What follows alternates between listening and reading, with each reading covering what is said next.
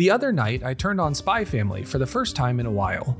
Code White was the last time I interacted with the show when I went to go see it in theaters. I really liked the series, but feel like it slowed down a lot in season 2. So when I dove into the first couple of episodes again, I was just expecting some relaxing TV. What I completely forgot about was just how amazing the beginning of Spy Family is. Specifically, the first 2 episodes are a 1-2 punch that really blow me away. Episode 1 is like a car chase scene in a Fast and Furious movie. Gripping, intense, fast. But episode 2 is when they hit the NOS button and things rip faster than you even thought possible. If you couldn't tell from my video about Oshinoko's first episode, I really love breaking down how shows introduce themselves to you. Let's do that again here and see what makes Spy Family's opening so special. Episode 1 has a simple checklist it fills out. It introduces us to Lloyd, the mission, and Anya. It does all of this really well, immediately teeing up some of the major emotional beats of the story.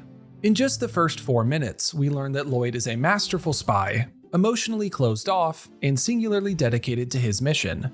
Before 10 minutes are up, we know Anya and see how her telepathy is going to shape a lot of the comedy of the show. And by the end of episode 1, we get action, high stakes, and a peek of the humanity that is going to make Lloyd so endearing, and give him actual depth. Now, this could just be it. Episode 1 gave us the skeleton of a really good show.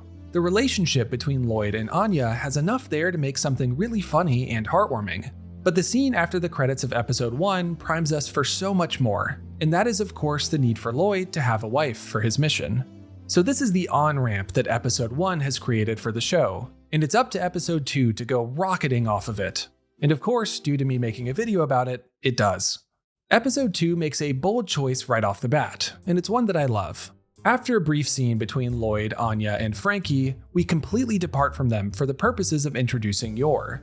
I think this is so smart because it lets the show put Yor on equal footing as the rest of the main cast.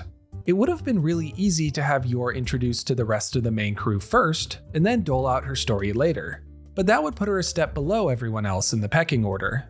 No, instead the show gives us her own motivations and feelings separate from Lloyd and Anya, before putting them all in the same room.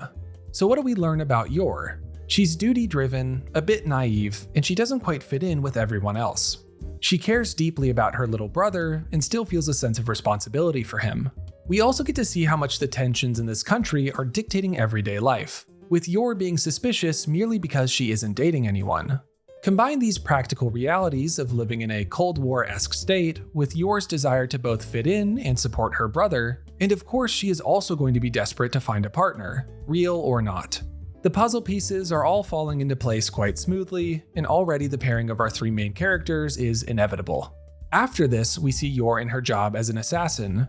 This is the final bump that puts Yor on par with Anya and Lloyd as characters, as she now also has a secret on top of her emotional profile. Like cotton candy being spun, our 3 protagonists' webs of goals, fears, desires are being interwoven with one another to make something truly intricate. When they finally cross paths at the tailor's, everything begins to fall like a line of dominoes. Lloyd is unnerved at how stealthily Yor moves, which in turn leads him to stare at her, which she then notices due to her own training, which leads him to compliment her appearance. This taps into Yor's need for a date to her co-worker's party, teeing up their continued connection. Already, we have both of their internal and external motivations swirling in one interaction.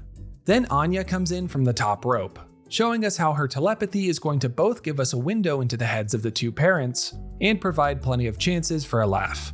The final triumph of this second episode is how the back half plays out. To keep with an earlier metaphor, it's like when those domino lines reach the finale and expand into a huge cascade of falling blocks. Lloyd goes on his mission, but runs late on his date with Yor. Seeing Yor get bullied at the party is really heartbreaking, but then Lloyd arrives to save the day, standing up for Yor to her mean coworker. We get the first inkling of real feelings between the 2 of them here, which of course is just another bit of spice on top of everything else. Wrap it all up with the hilarious and sweet proposal at the end of the episode, another great visualization of the inherent contradictions in their union, and we are finally off the ride. If I had to sum up Spy Family's core question, it would be this. Does a relationship built on lies mean that the feelings are not true? Its first 2 episodes pose this question with real potency, and seem to suggest that the answer is no. The show will continue to dig into this as season 3 airs in the fall, but I wanted to shout out where it all started. I don't know I've ever seen a 2-episode swing that does so much in so little time, without diluting anything along the way. It's what made me love the show in the first place, and I wanted to share that with you. What did you think of Spy Family? How do you feel about the direction the show is headed in now? Let me know, and if you enjoyed, liking and subscribing helps a lot and will keep you in the loop on my future videos. Thanks, and have a great one.